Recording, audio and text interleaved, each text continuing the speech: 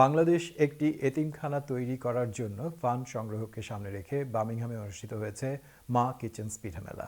সব বয়সী মানুষের অংশগ্রহণে মেলা পরিণত হয় কমিউনিটির মিলন মেলায়, জানাচ্ছেন আমাদের সহকর্মী মোহাম্মদ আতিকুর রহমান। ছোট্ট সোনামণি থেকে শুরু করে বয়োবৃদ্ধ সব বয়সের মানুষের অংশগ্রহণে বার্মিংহামের বাংলাদেশ মাল্টিপারপাস সেন্টার যেন পরিণত হয়েছিল এক টুকরো সিলেটের ঐতিহ্যবাহী পিঠাপুলির আয়োজনে মুখর ছিল পুরো হল। ইট পাথরের শহরের জীবনে এই মেলা এনে দেয় স্বস্তির নিঃশ্বাস। বাফা, পাটিসাপটা, চিতই পিঠা সহ নানা রকম পিঠার স্টলে ছিল উপচে পড়া ভিড়। প্রবাসে থেকেও দেশের স্বাদ আর স্মৃতিতে এক হয়ে যান সবাই। মেলা তাইছি ভালো লাগে, বাংলাদেশ ওলাহান লাগে। Today I came to Fita Mela and I really enjoyed myself. মায়ের স্বপ্ন পূরণের জন্যই এই মেলা, আর এই মেলা থেকে যা আয় হবে তা দিয়েই তৈরি হবে বাংলাদেশে এতিমখানা ও মাদ্রাসা, তাই জানিয়েছেন মেলার আয়োজকরা।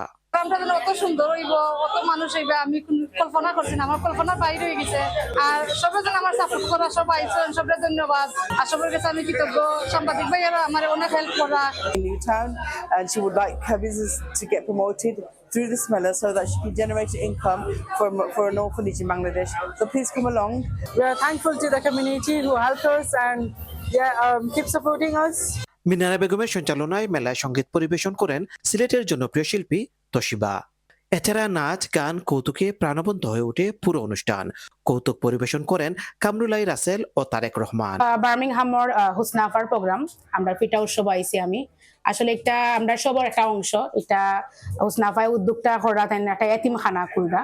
তো আমি চেষ্টা করছি আমার তানোর খান্দাত খালি দাঁড়ানির। বাঙালির সংস্কৃতির বা আমরা সিলেটের সংস্কৃতির লালন করেন, এটা আজকে এই স্টেজ পারফরমেন্স না করতে পারলে বুঝতে পারলাম না।